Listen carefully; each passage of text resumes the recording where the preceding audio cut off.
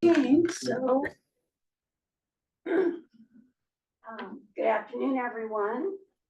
It's 4:15. We're starting our library board meeting, and I do want to thank, if there's any staff here, thank North Liberty staff for hosting us. Everybody thanks them. I do.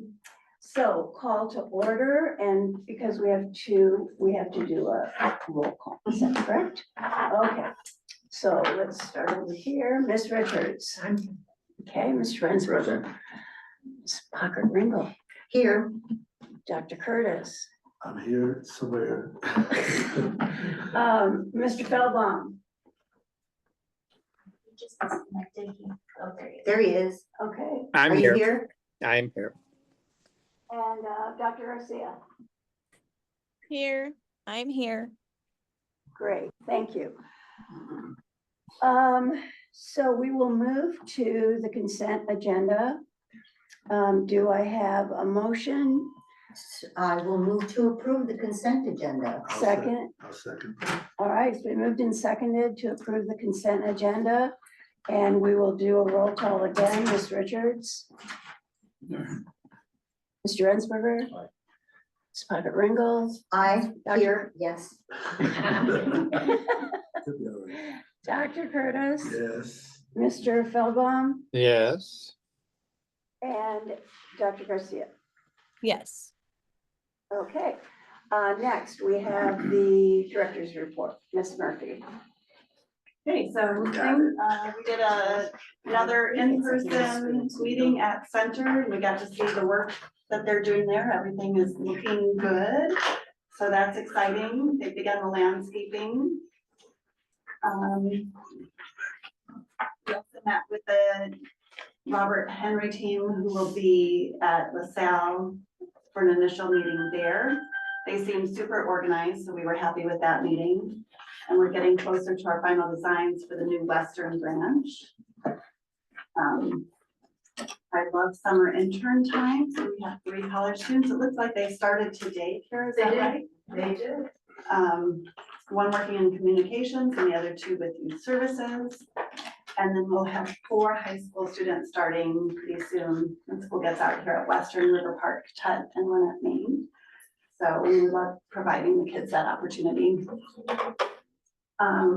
Our communications team won the American Library Association PR Exchange Award for external communications. Yay. So awesome. The fall 2024. So they'll receive that at ALA conference in the summer.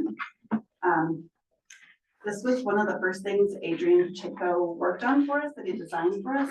And he's a really young, really talented graphic designer and graphic artist. So I'm really excited to see where he goes from here. Our designs are just gonna keep getting better and better. But we did compete, we were in the largest budget category for that prize. So we competed against all the other large libraries across the country. So really exciting. You get a plaque or certificate? I presume Money. probably not a check, but Just checking. we will get recognized at that conference at the end of June. Good. So Daniel was going, he's the manager down there, but we're gonna make sure Adrian can get out there for the day so he can, because they do like an exchange of materials with other libraries. So all the libraries who won an award will hand out and talk about what they won for. So Adrian will get to participate in that too. It seemed like the right thing to do to get him there. The foundation held its flashback book fair. That was a lot of fun. They had 250 attendees on Friday night and then about 60 on Saturday morning for the family-friendly version of it. They raised close to $6,000 and had nearly 100 books donated for summer reading prizes. One of our goals with this is to get young people, because the demographics of attendees lean younger, and so we're just trying to what's the word? Just develop young people as philanthropic and for them to think about the library as a philanthropic opportunity. So we hope they stay with us as they grow in their lives and their careers. this is really exciting. South Bend Civic Theater is providing an intro to theater program at Western and LaSalle. And I know when Sandy talked with them about it, they got a grant to do it. She's like, you can come, but this is, this is a tough crowd. They like to just hang out after school. I think 200 kids have participated in the series in April. So that is a wild success that I'm really thrilled with. And Erin Nichols is excited about that too. So we'll talk about doing that again. Summer reading kickoff happens Friday, June 6th from 4:30 to 6:30. If you want to stop by, that'll be part of First Fridays. We'll be in the street this year instead of in the courtyard, hoping it doesn't rain. And then on Friday, we hosted ILF's annual regional conference at the Community Learning Center. We had about 160 library staff in our building and presenters, and that was a really great event as well.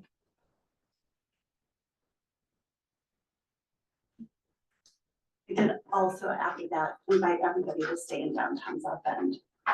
It's Friday, stay, lots of restaurants, lots of things to do. I didn't realize how many bars are right around us. Yes, there are. So hopefully some people stayed and enjoyed South Bend while they were here. Since I grew up here, I can say with some pride that the bars now that you see around there are pretty classy establishments. There was a time that they weren't. These changes. All right. That's it? All right, thank you. Next, we will have Rana give us the patron engagement report. Okay, so on page 1, I have a couple photos. One is the MLK Dream Center ribbon cutting, and several of us were there. It was pretty awesome. And then a picture of Spill the Ink poetry reading. And then some of the top checkouts, and I really want to check out the weirdest animals on the planet. That was very cool. And then for page 2, I wanted to point out, you'll see that the total visitors are down by 21% since April of 2024. However, patrons are still accessing the library through digital search, which is up by 12%. And center is closed, that has a lot to do with it. And also community services and youth services teams saw an increase of 42% attendance and outreach. So that's another way for reaching people who aren't necessarily coming in the building. And then that's page 4. I wanted to point out that while Maine saw a decrease in program attendance since April of last year we had the Eclipse event, which was really attended well. Yeah. So I wanted to point that out. And luckily there was a note in the data or in the statistics spreadsheet because I would not have remembered. And then on page 5, I wanted to feature databases, and you see a chart there that lists the top databases that people accessed, and Yale Courses was number 1. I think it's actually number 1 every month. And I list how many minutes were completed in April and how many overall, and then just a general description of the database. It's online, it's an online learning platform. That there's 6-week courses and new sessions start monthly. And everyone, if you complete something, you get a certificate at the end. And then the second highest was Ancestry Library Edition, with 5,000 searches in April. That is available at any SJCPL location with your library card.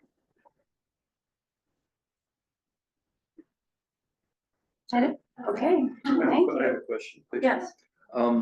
The Gale courses, does that compete with or blend in with some way with Venable? I don't know that it competes with it. I think it complements it, I guess I would say.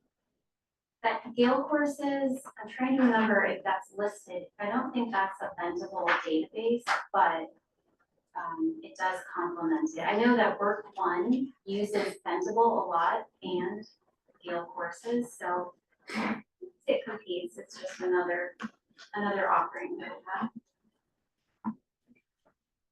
Any other questions? All right, Stansler. Give me 1 second, I'm trying to deal with the insurance one. Okay. He's at the main one. Oh, of course. Yes, that's right. Oh. Give me literally 1 second. Oh, no. You want Kara to give him a call? But yeah, I emailed him, but yeah, if you want to give him a call, then send him the packet, so he might be able to jump onto it at least. Because he won't be able, he's not. If you want to call him and then they'll send him the Zoom. Yep. I can do that, if you could send him the Zoom link, that'd be great. I can do. Okay, so sorry. So you all have the, board packets with the fund reports and the appropriations report. Are there any questions specifically for the fund report or, the appropriations report?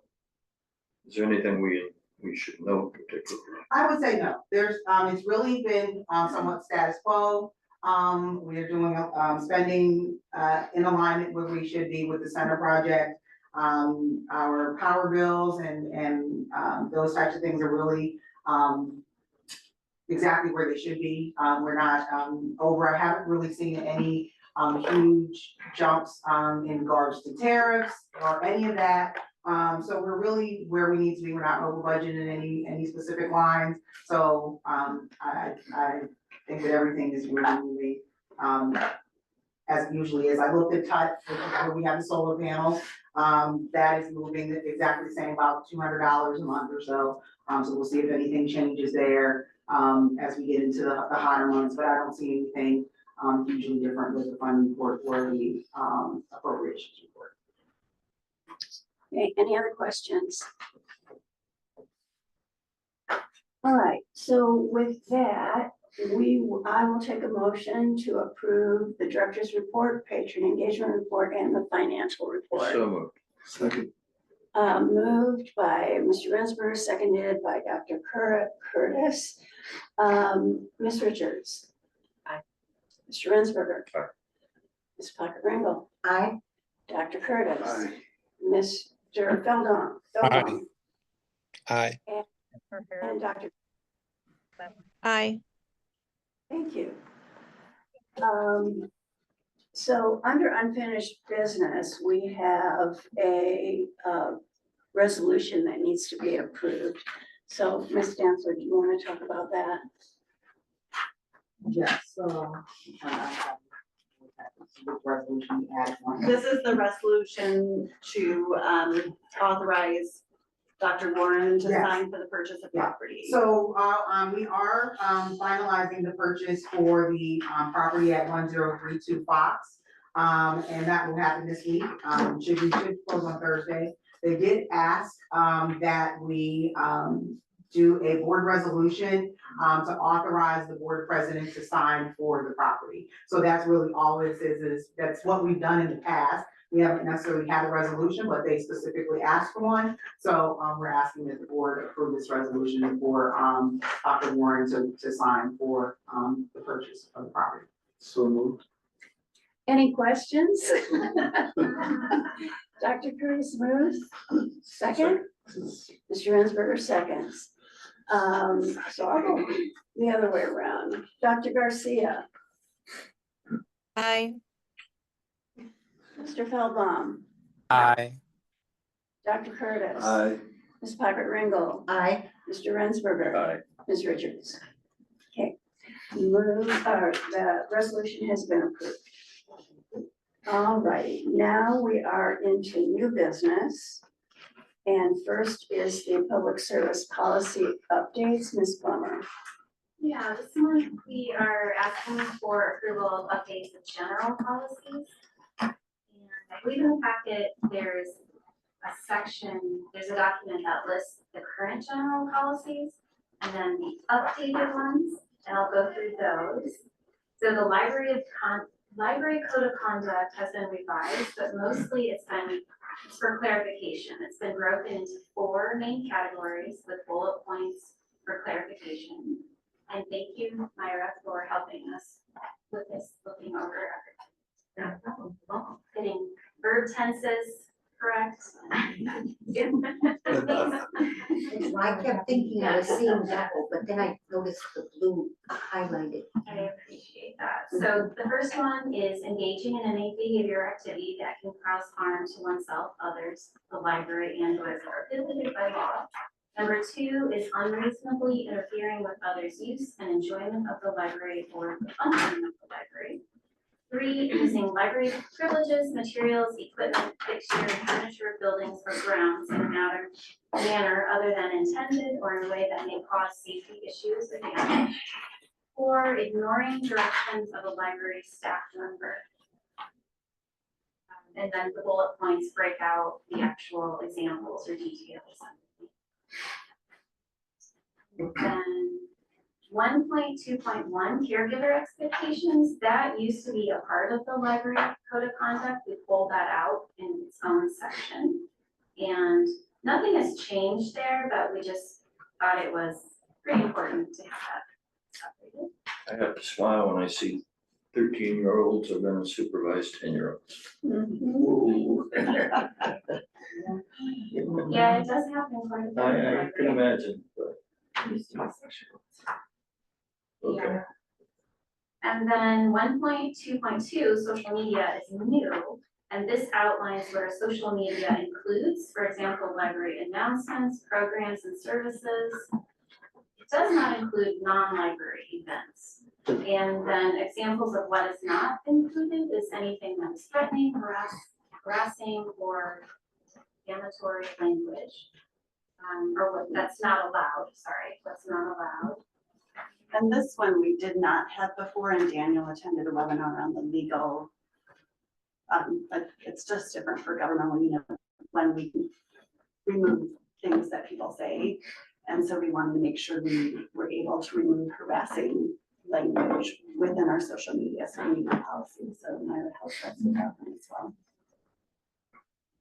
And then 1.4, community bulletin boards is a name change. It used to be called posting of public notices. 1.8, use of patron photographs and publicity materials, that's revised. We are no longer requiring a photo consent form. However, our library's marketing specialist is really good about talking to families as and taking pictures, so they are well aware that it's happening.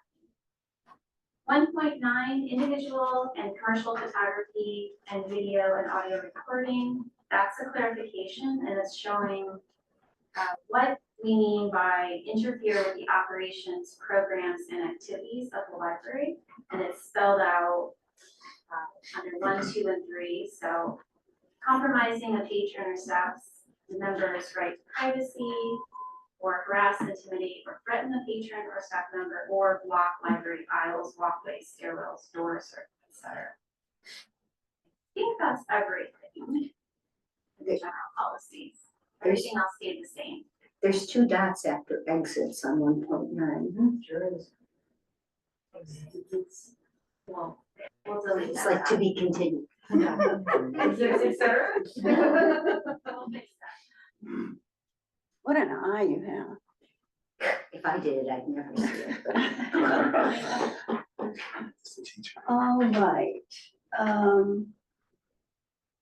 So we're going to be approving these. Yes. Okay, I need a motion to approve the public service policy updates. Anyone? So moved. Ms. Pavitt Ringel moved and Mr. Rensberger seconded. And we will go to Mr. Feldbaum. Aye. Dr. Garcia, Aye. Dr. Curtis, Aye. Ms. Pavitt Ringel, Aye. Mr. Rensberger, Aye. and Ms. Richards. Aye. You know, I realized I haven't been voting. And you also Aye to all of those things. Okay, insurance matters. Ms. Stansler. Our insurance, agent is on, Craig, so he's on, the Zoom, and once he's done, then I will, ask for the motion for the actual resolution, so Craig is on. I am. I'm on and I went to the wrong location. Okay. So thank goodness for Zoom. So I believe you guys have, Anjanette and Seth, are you guys ready, prepared for me to proceed? Yes. Awesome. So you should have the information for the renewal of the commercial insurance program. It's just I would say it's a reflection of a strong partnership between St. Joe County Public Library, Gibson, and Hanover, and the insurance companies that work with the team. So what's nice about the team is that they are engaged in insurance matters more than just at the renewal. It's more year round. And that's a reflection of the results that we saw this year. So if we did nothing and we let everything renew, you would see an additional about $14,000 on that premium.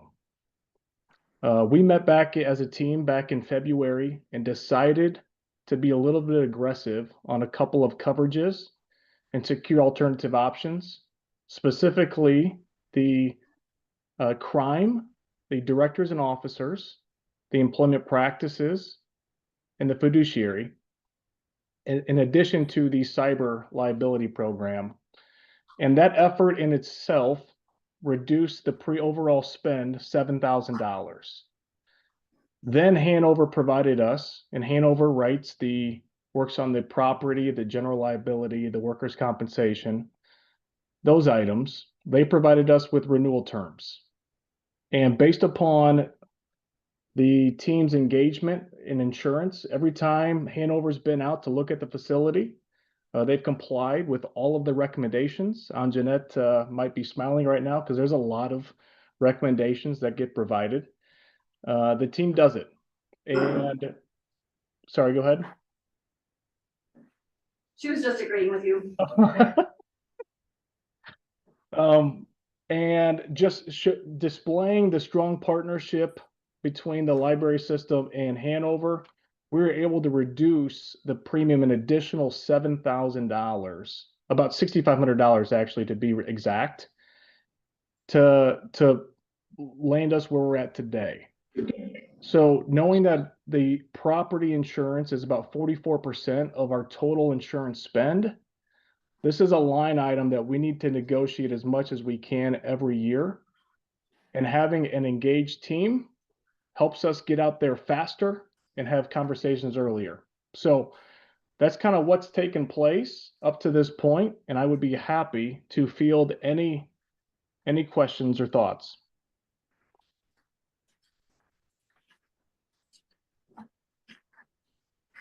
Any questions? I would say, given what the weather incidences and the natural disasters, the fires and so forth, there's been a lot of increased insurance across the country. So we were pleased at the rate of increase for our policy this year. All right. So, Stephanie, great point. And one other thing I'd add into that is Hanover provides also what they consider an inflationary increase on the building values, just to keep up with the market in case something were to happen and we had to replace a building for what it costs today to build versus yesterday. So built into that increase is also just this inflationary increase, which we've negotiated as well. But yeah, great point there, Stephanie. All right. It appears, Mr.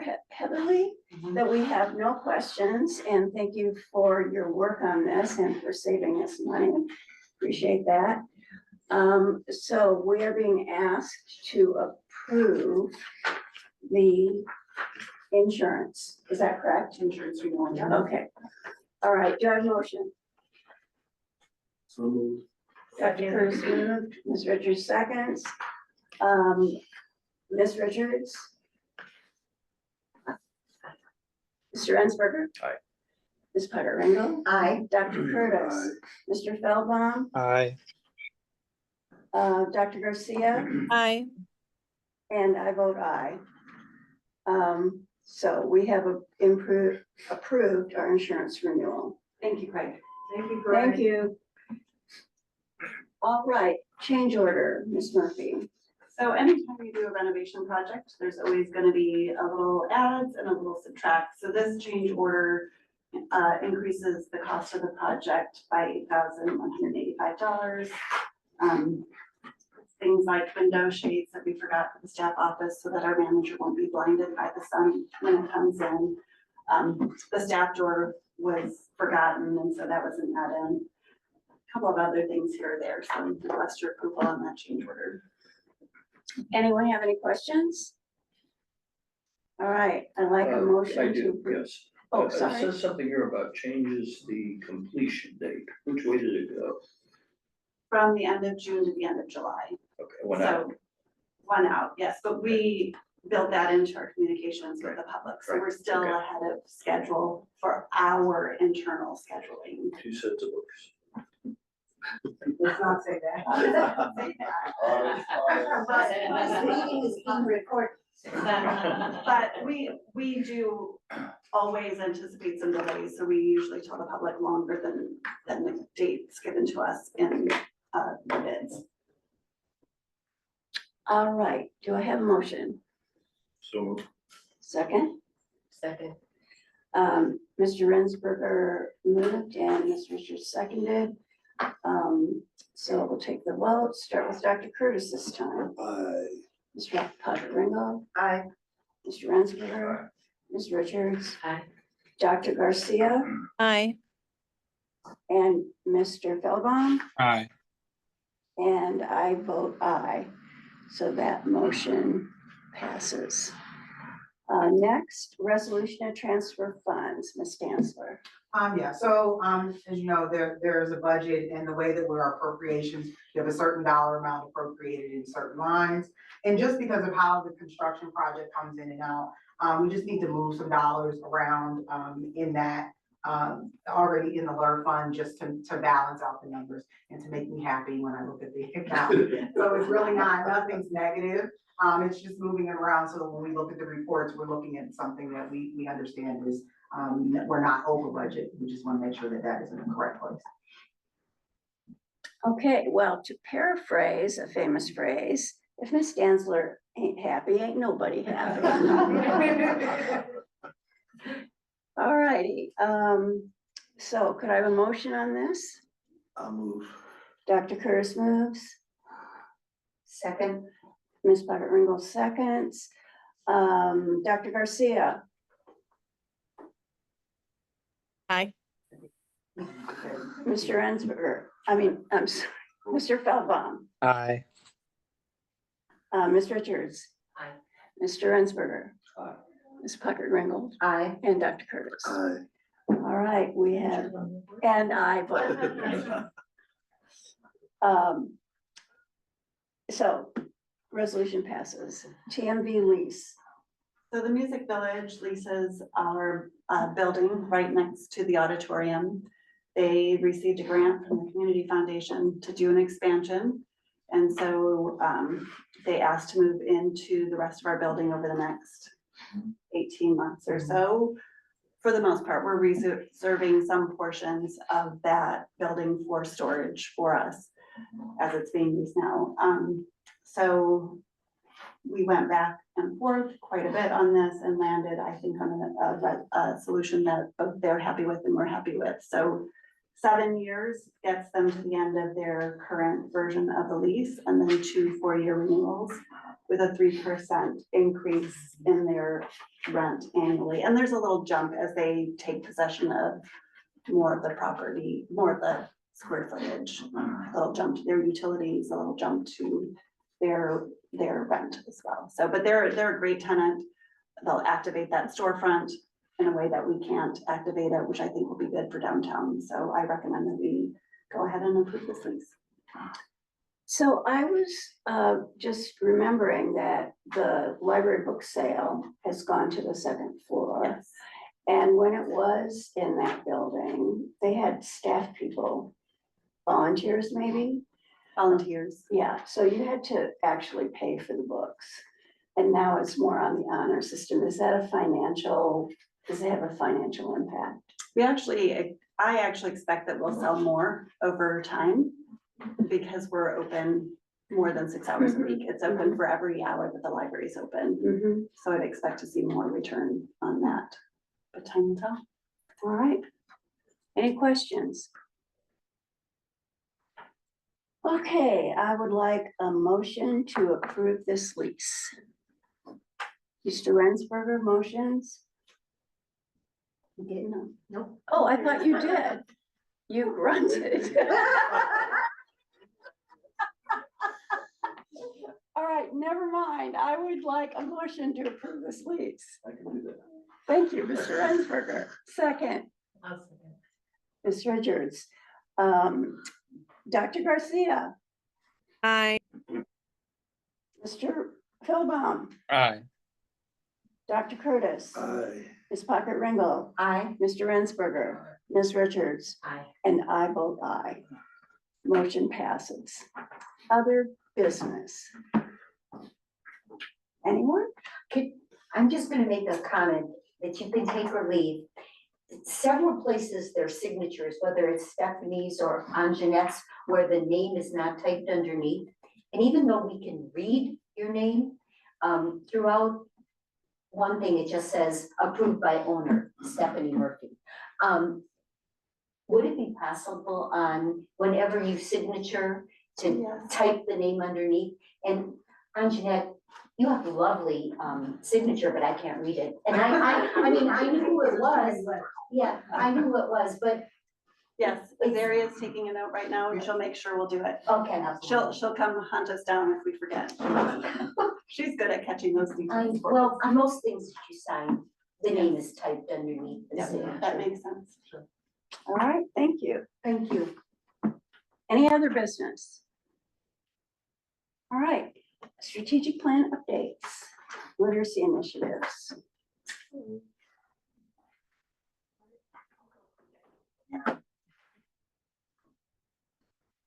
You wanna start introducing yourself in the title? Yes, I will. Hello, everybody. Thank you for having me here today. My name is Mac Anderson. I am the Adult Engagement Assistant Manager. I oversee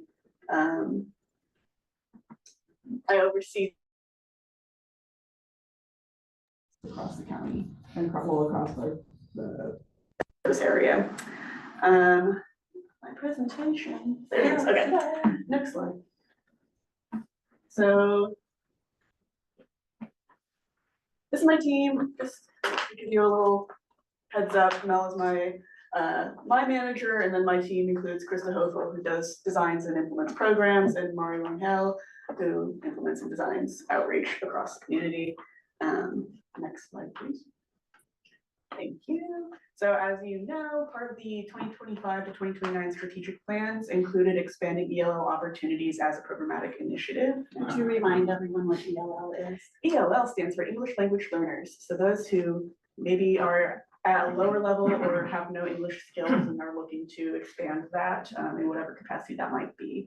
And there is a wide spectrum of literacy and ability levels and proficiency levels within the English language learner world. So these stats, I wanted to just kind of give a little kind of background report before getting into what we're doing. So according to a 2023 report released by the American Immigration Council, 87% of the population growth in St. Joe County is attributed to immigrants.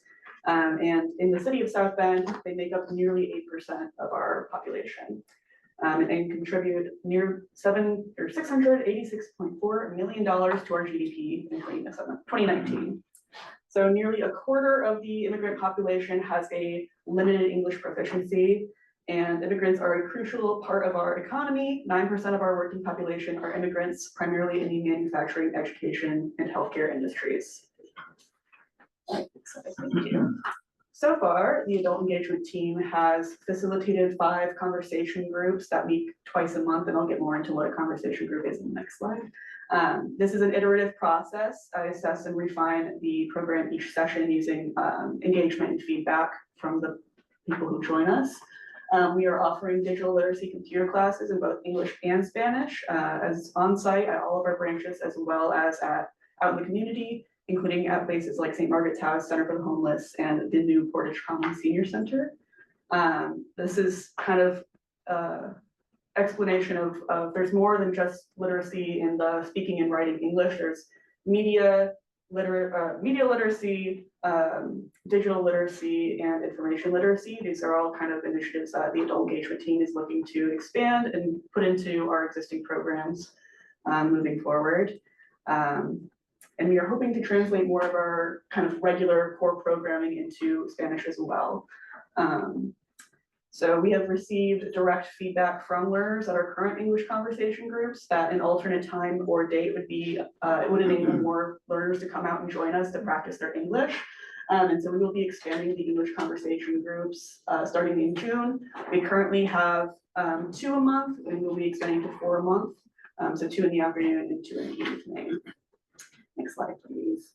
All right, so what is an English conversation group?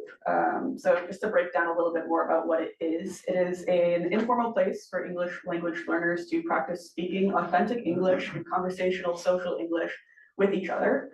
Conversation programs are geared primarily towards adult intermediate language learners.